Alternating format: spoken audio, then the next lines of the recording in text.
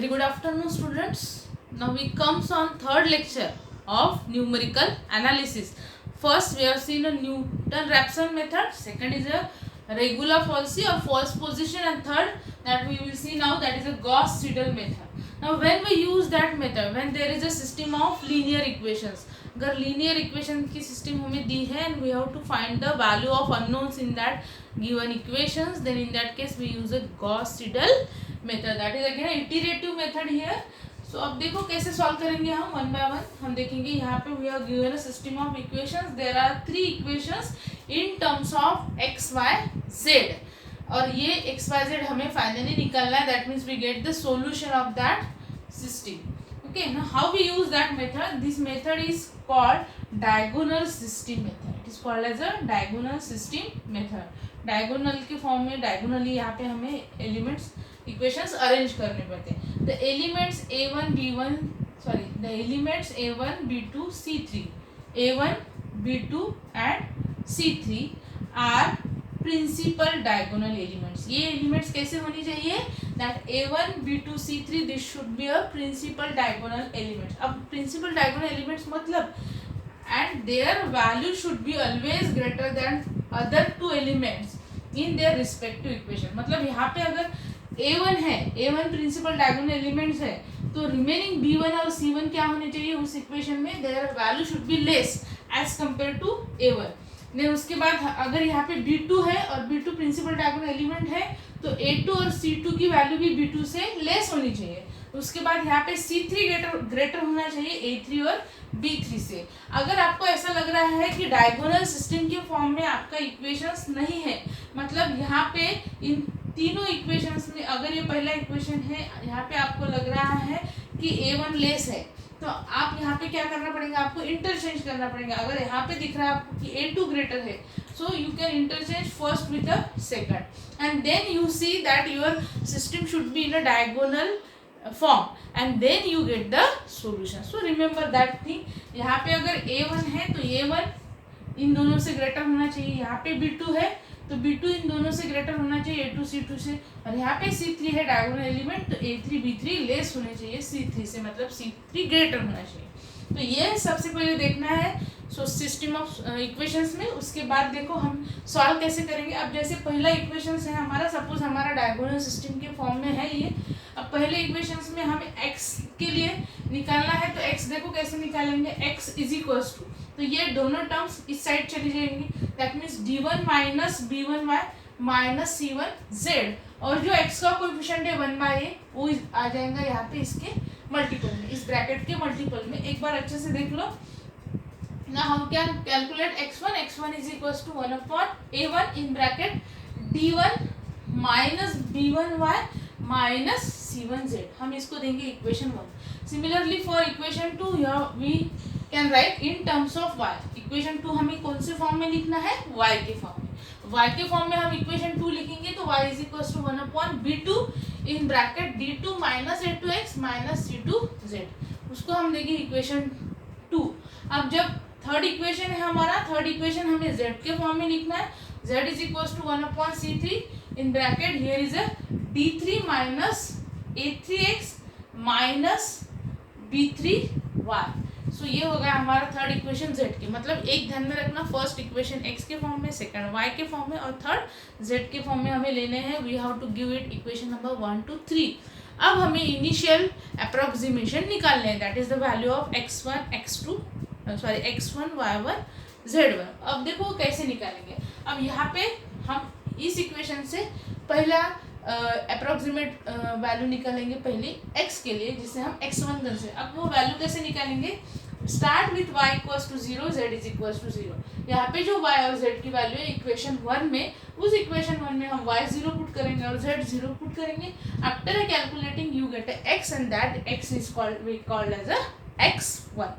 उसके बाद आएंगे हम सेकंड इक्वेशन में. अब सेकंड इक्वेशन में ऑलरेडी हमारे पास x is equals to x1 है, और z हम 0 पुट करेंगे, z इक्वल्स टू 0 पुट करेंगे, x is equals to x1 put करेंगे, जो जस्ट हमने प्रीवियस निकाला है.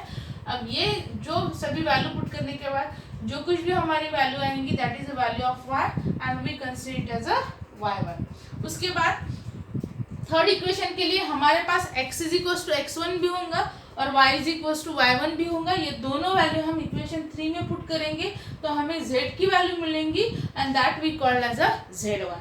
तो ये इस तरह से हमें इनिशियल वैल्यू मिलेंगे x1 y1 z1। अब आगे भी ऐसे ही हम करते जाएंगे, x1 y1 z1 की वैल्यू यहाँ पे पुट करके we get x2 y2 z2। अब ये कब तक करना है, हमें कितने इटरेशंस लेने हैं, जब तक प्रीवियस एक्स वाई जेड की वैल्यू और उसके बाद की इटरेशन की एक्स वाई जेड की वैल्यू अगर नियर अबाउट सेम आ रही है, same to the numeral number आ रही है, तब तक हमें ये कैलकुलेशंस करने हैं and in this way we can calculate the unknowns और that variables X Y Z. So hope you understand that Gauss Seidel method बहुत ही ईजी है कैलकुलेशंस के लिए। तो वन बाय वन हम इस पे प्रॉब्लम भी देखेंगे, एक बार आप अच्छे से देखो।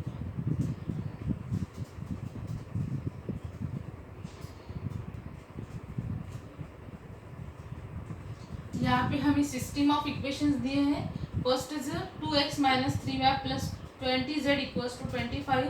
सेकंड है 20x plus y minus 2z equals to 70। Third है 3x plus 20y minus z equals to minus 18। अब सबसे पहले तो हमें देखना है कि ये सभी इक्वेशंस डायगोनल सिस्टम की फॉर्म में है या नहीं, मतलब यहाँ का जो x का कोएफिशिएंट होगा वो सबसे हाईएस्ट होना चाहिए as compare to other coefficients of y and z in that respective equation. But यहाँ पे अगर देखेंगे तो x का कोएफिशिएंट 2 है बट z का बड़ा है। यहाँ पे x का बड़ा है, y का छोटा है। यहाँ पे x और z का छोटा है तो y का बड़ा है। मतलब हमें पहले तो डायगोनल फॉर्म में लगाने पड़ेंगे। तो सबसे पहले जो जहाँ पे x का कोएफिशिएंट सबसे बड़ा है वो पहला इक्वेशन लेंगे। तो सबसे पहले हम लेंगे 20x plus y minus 2z equals to 17। ये हो जाएगा हमारा first equation. So we write in a diagonal form that is 20x plus y minus 2z equals to 70। उसके बाद सेकंड जहाँ पे y का कोएफिशिएंट सबसे बड़ा है। अब दोनों इक्वेशंस में हम देखेंगे तो थर्ड इक्वेशन में y का कोएफिशिएंट बड़ा है तो यहाँ पे होगा 3x plus 20y minus z equals to minus 18। अब थर्ड जहाँ पे z का कोएफिशिएंट बड़ा है तो ये इक्वेशन लेंगे। So that is 2x minus 3y plus 20 z equals to 25। तो ये हो गए हमारे तीन इक्वेशंस। अब हमारी सिस्टम अगर देखेंगे तो यहाँ पे 20 है highest coefficient as compare to y z. यहाँ पे 20 है highest coefficient as compare to x z. यहाँ पे 20 है highest coefficient as compare to that x and y coefficient. अब ये आ गए हमारा प्रिंसिपल डायगोनल एलिमेंट के फॉर्म में। तो अब हमारे तीन इक्वेशंस हमने रीराइट कर लिए, डायगोनल फॉर्म में आ गए। अब हम इन इक्वेशंस को एक्स वाई और जेड के फॉर्म में लिखेंगे। तो पहला इक्वेशन हम लिखते हैं एक्स के फॉर्म में। एक्स के फॉर्म में कैसे लिखेंगे, यहाँ पे एक्स इज इक्वल्स टू यहाँ पे क्या है 17। सो 17 ये टर्म अगर इधर चली जाएंगी तो माइनस वाई और ये प्लस है तो सॉरी यहाँ पे माइनस है तो यहाँ पे ये प्लस 2z हो जाएंगी। अब जो x का कोएफिशिएंट था 20 वो आ जाएगा डिनोमिनेटर में, दैट इज 1/20। तो इन दिस में वी गेट x। सेकंड हम y लेंगे तो y इज इक्वल्स टू देखो क्या होगा, y इज इक्वल्स टू यहाँ पे माइनस 18, उसके बाद माइनस 3x प्लस z और यहाँ पे y का कोएफिशिएंट है सो वो डिनोमिनेटर में आ जाएंगे 1/20। उसके बाद z लेंगे हम, z इज इक्वल्स टू लेते वक्त यहाँ पे देखो क्या होगा 25 प्लस 3y सॉरी z, हाँ यहाँ पे हमें x और y के फॉर्म में लेना है z तो माइनस 2x देन उसके बाद प्लस 3y। यहाँ पे z का कोएफिशिएंट है 20 तो यहाँ पे आ जाएगा 1/20। So in this way we write that three equations. We give it equation number 1, equation number 2 and that our equation number 3. अब हमें क्या करना है, हमारे तीन इक्वेशंस तो आ गए, बताओ आगे क्या करना है हमें। सो आगे हम पुट करेंगे, इनिशियली हमें x निकालना पड़ता है तो x के लिए हम इनिशियली पुट करेंगे put y equals to 0 and z is equals to 0। कहाँ पे पुट करेंगे, इन इक्वेशन 1 में हम पुट करेंगे y equals to 0 and z is equals to 0। So x is equals to देखो यहाँ पे क्या आ जाएगा, x इक्वल्स टू 1/20, यहाँ पे आ जाएगा 17 माइनस y 0 हो जाएगा हमारा प्लस 2 इंटू जेड भी हमारा क्या हो जाएगा 0। So you have to simply calculate that that is 17/20 you have to calculate and you get the x। इसकी वैल्यू आप लोग कैलकुलेट करो और बताओ हमें क्या आती है।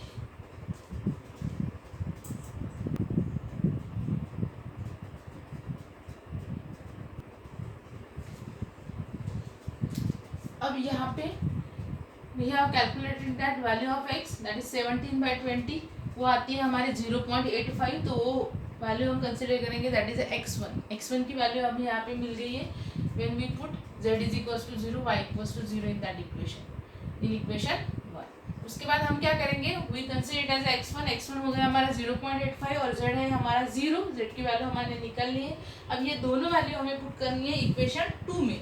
यहाँ पे z0 होगा और x हम पुट करेंगे x1। तो इक्वेशन 2 में देखो क्या होगा, फिर यहाँ पे हम पुट करेंगे तो ये एज इट इज रहेगा 3 × x1 + z0।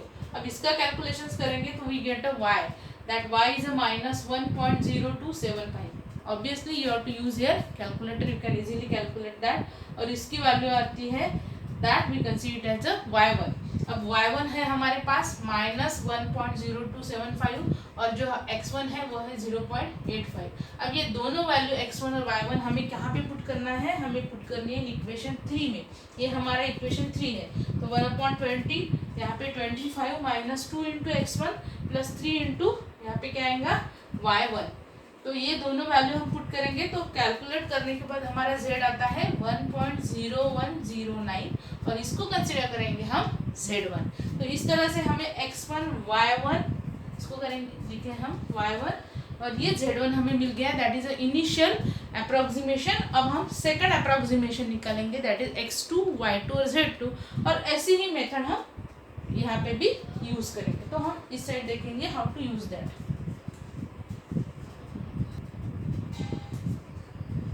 Now students, we have these values x1 0.85, y1 -1.0275 and z1 1.0109। अब हमें आगे के इटरेशंस निकालने हैं। x2 के लिए सेम यही फॉर्मूला रहेगा, बट यहाँ पे क्या होगा x2 = 1/20 17 माइनस, अब यहाँ पे हमारे पास y1 है तो यहाँ पे -y1 + 2z1, मतलब यहाँ पे इनिशियली y और z था जो हमने 0 0 पुट किया था, बट अब यहाँ पे हमें पुट करना है y1 की वैल्यू और z1 की वैल्यू। सो यहाँ पे y1 और यहाँ पे z1 होगा इक्वेशन 1 में। सो 17 - y1 + 2z1। तो हम कैसे पुट करेंगे 1/20 17 - y1 की जो वैल्यू है वो यहाँ पे आ जाएंगी +2 × z1 की वैल्यू यहाँ पे आ जाएंगी। सब कैलकुलेशंस के बाद जो वैल्यू मिलेंगी दैट इज x2 और x2 आता है हमारा 1.0025। अब आते हैं y2 पे। तो y2 के लिए फॉर्मूला 1/20 -18 यहाँ पे -3 x2 होगा क्योंकि x2 और निकाला है हमने, प्लस z1 जो हमारे पास हमने निकाला हुआ। अब यहाँ पे वैल्यू पुट करेंगे तो ये x2 की वैल्यू और ये z1 की value. After calculating all that you get a y2 की वैल्यू आती है हमारी -0.998। अब हमारे पास क्या है x2 है और y2 है, हमें z2 निकालना है। तो z2 निकालने के लिए हम यूज करेंगे y2 और x2 की वैल्यू, यहाँ पे x2 की और यहाँ पे y2 की। जो फॉर्मूला में हमारी वैल्यू है x और y की, तो यहाँ पे x2 आएगा, यहाँ पे y2। तो हम यहाँ पे x2 की वैल्यू हमने पुट कर दी और y2 की पुट कर दी। After calculation we get a z2 that is 0.998। देखो डिफरेंस है यहाँ पे y2 की -0.998 है और z2 की +0.998 है। सो अब हमारे तीनों वैल्यूज आ गए, that is our x2 y2 z2। तो अब ये हो गए सेकंड इटरेशन। अब थर्ड निकालेंगे that is x3 y3 z3। अब अगर नियर अबाउट हमारी वैल्यू सेम आ रही है, near about that numeral number that is 1 2 3 के नियर अबाउट हमारी वैल्यूज आ रही है, सो that is approximate values of that x y z। तो आगे हम x3 निकालेंगे। अब x3 के लिए फॉर्मूला होगा अगेन द सेम फॉर्मूला, सिर्फ यहाँ पे y2 और यहाँ पे z2 होगा क्योंकि हमारे पास अब y2 z2 है। तो यहाँ पे y2 17 - y2 + 2z2। तो यहाँ पे हम y2 की वैल्यू पुट करेंगे जो हमने निकाली है, यहाँ पे हमने z2 की वैल्यू पुट कर दी। After a calculation that equations we get x3 that is 0.4 × 97। Obviously approximately that is nothing but equals to near about approximately it is equals to 1। उसके बाद y3 की तरफ आ जाएंगे, हमारे पास x3 है तो यहाँ पे हमारा फॉर्मूला है 1/20 इन ब्रैकेट -18 -3। अब यहाँ पे x की जगह x3 होगा, x3 होगा जो ऑलरेडी है हमारे पास, और Z2 भी है हमारे पास जो हमने निकाला है। तो Z2 और X3 की वैल्यू है यहाँ पे पुट करेंगे तो हमें क्या मिलेगा, Y3 वो आ रहा है हमारा -1.4 times 0 1, approximately it is equals to -1। उसके बाद Z3 निकालने के लिए अब हमारे पास क्या है, X3 भी है और Y3 भी है, तो दोनों की वैल्यू यहाँ पे पुट करेंगे तो हमें मिल जाएगा Z3। तो Z3 जो आता है हमारा दैट इज नियर अबाउट वो 1 ही आता है, मतलब वो करेक्ट 1 आता है। तो देखो हमारे पास अब क्या है, अब जो वैल्यूज हम निकालते हैं एक्स वाई और जेड की, तो ये न्यूमरल नंबर के फॉर्म में आते हैं। मतलब अगर हमने कैलकुलेशंस में वैल्यू 1.00 समथिंग भी आ रहे, so we consider it as a 1 because it is near about a 1। अगर कैलकुलेशंस में हमारी वैल्यू 0.9999 समथिंग आ रही, अगेन इट इज अ 1। अगर -0.99 आ रही, मतलब इट इज नियर अबाउट -1। तो वैसे हमें न्यूमरल नंबर में हम ये वैल्यूज लेते हैं एक्स वाई जेड की। तो यहाँ पे therefore what we write, therefore x is equals to हम क्या लेंगे, x इज इक्वल्स टू 1 लेंगे, y इक्वल्स टू हम -1 लेंगे और z इक्वल्स टू 1 लेंगे, which is the solution of, ये क्या हो गया हमारा solution of system of equations. अब ये कब तक मिलता है, generally it gives up to the third iteration तक हमें ये वैल्यूज मिल जाती है। तो एक बार अच्छे से देख लो, आप लोगों को ये समझ में आ जाएगा।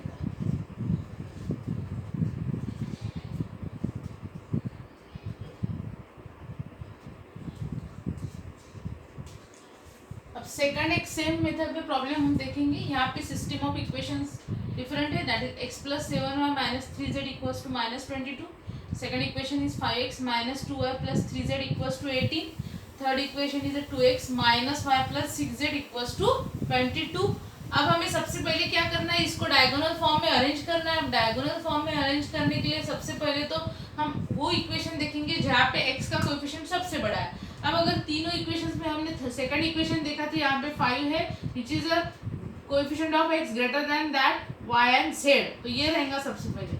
उसके बाद ऐसा इक्वेशन देखेंगे जहाँ पे y का कोएफिशिएंट सबसे बड़ा है। अब अगर तीनों में हम देखेंगे तो यहाँ पे फर्स्ट इक्वेशन में y का कोएफिशिएंट है, तो ये सेकंड प्लेस पे आ जाएगा। उसके बाद थर्ड इक्वेशन देखेंगे 2x - y + 6z, तो यहाँ पे z बड़ा है, तो ये एज इट इज थर्ड ही रहेगा हमारा इक्वेशंस।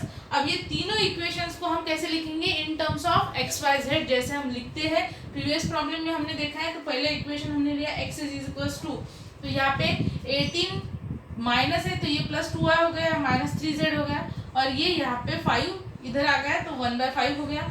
आगे y के फॉर्म में हमने सेकंड इक्वेशन लिखा, तो y के फॉर्म में लिखने के लिए -22 - x + 3z, और यहाँ पे y का कोएफिशिएंट 1/7।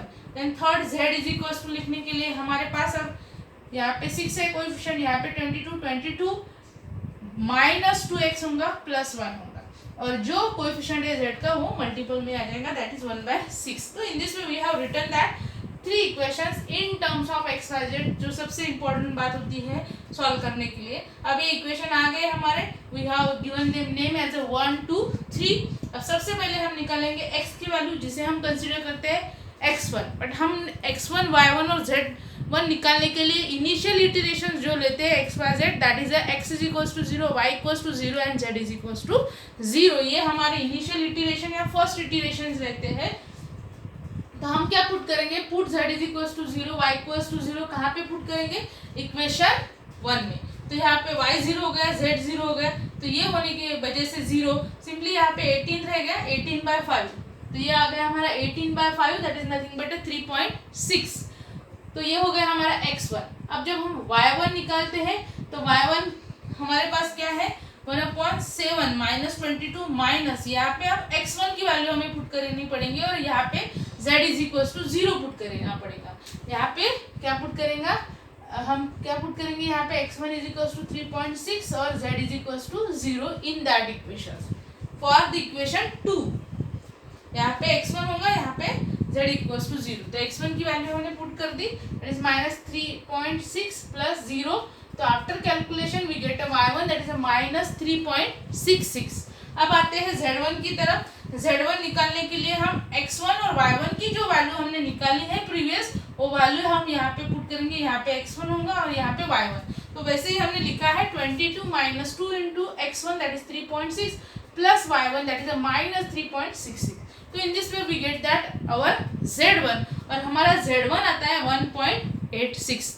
तो ये हो गए हमारे सेकंड इटरेशन। फर्स्ट इटरेशन क्या थे, x0 y0 z0। अब जो हमारे सेकंड इटरेशन आ गए that is x1 y1 z1। अब ये वैल्यूज लेके हमें we have to find x2 y2 z2। तो x2 y2 z2 के लिए हमने यहाँ पे फॉर्मूला लिख लिया। तो क्या होगा, अब x2 कैसे निकालेंगे हम, 1/5 18 + 2y1 - 3z1। मतलब यहाँ पे y की जगह y1 होगा, यहाँ पे z की जगह z1 होगा इन इक्वेशन 1 में। तो हमारे पास y1 भी है, हमारे पास z1 भी है। हमारे पास y1 की वैल्यू क्या है, दैट इज अवर y1, ये है हमारा z1 और ये है हमारा x1। ओके, तो यहाँ पे हम पुट करेंगे y1 that is -3.66, z1 is 1.86 और कैलकुलेट करेंगे तो हमें मिलेंगी जो वैल्यू मिलेंगी दैट इज x2 इज 1.02। ये हो गया हमारा x2। अब जब हम y2 निकालेंगे तो y2 का फॉर्मूला 1/7 -22 -x1 + 3z1। तो यहाँ पे माइनस नहीं होगा, यहाँ पे -x2 होगा, -x2 + 3z1। तो अब हम क्या पुट करेंगे, यहाँ पे x2 की जो वैल्यू है वो यहाँ पे आ जाएंगी और z1 की जो प्रीवियस वैल्यू है दैट इज 1.86 यहाँ पे आ जाएंगी। तो ये वैल्यू सभी आपको यहाँ पे पुट करनी है। तो हमें क्या मिलेगा, y2 मिलेगा। So you have to put here x2 and z1। So after calculating that whole equations you get a y2 as a -2.49। आपको मिलेगा y2 -2.49। अब ये हो गई हमारी y2 की वैल्यू -2.49। अब हमें थर्ड निकालना है z2। तो z2 निकालने के लिए हम यहाँ पे x2 पुट करेंगे और यहाँ पे y2। x2 है हमारे पास 1.02, y2 है हमारा -2.49। तो यहाँ पे ये वैल्यू हम डाल देंगे इक्वेशंस में। तो यहाँ पे हमें मिलेगा Z2। तो अब आपको समझ में आ गया होगा कि Z2 कैसे कैलकुलेट करते हैं। तो Z2 जो मिल रहा है that is 2.9। So in this way we get x2 y2 and Z2। अब आ जाएंगे हम थर्ड इटरेशंस पे दैट इज x3 y3 और Z3।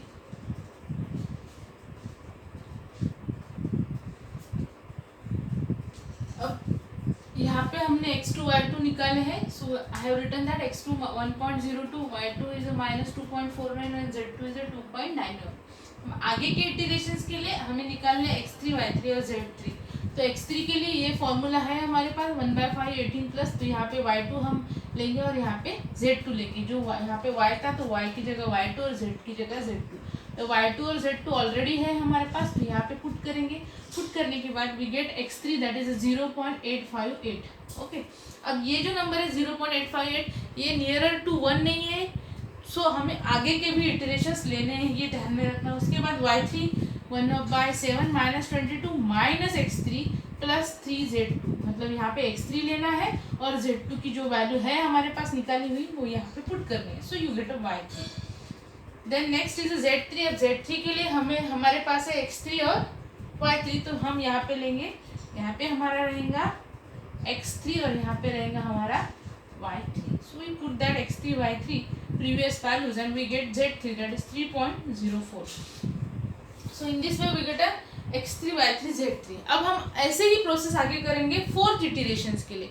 तो फोर्थ इटरेशंस हमारा मिलेगा दैट इज x4 y4 और z4 जो यहाँ पे मैंने लिखा है। बट आपको वो सब करके देखना है क्योंकि आप जब प्रैक्टिस करोगे तो आपको अच्छे से आ जाएगा, समझ में भी आ जाएगा और जब आपको सॉल्व करना पड़ेगा पेपर में so you can easily solve that. तो यहाँ पे हमें x4 मिल गया दैट इज 0.968, y4 -1.978 और z4 है हमारा 3.0। मतलब a तो अप्रॉक्सीमेटली 3 के बराबर आ गया बट यहाँ पे -1.978 है।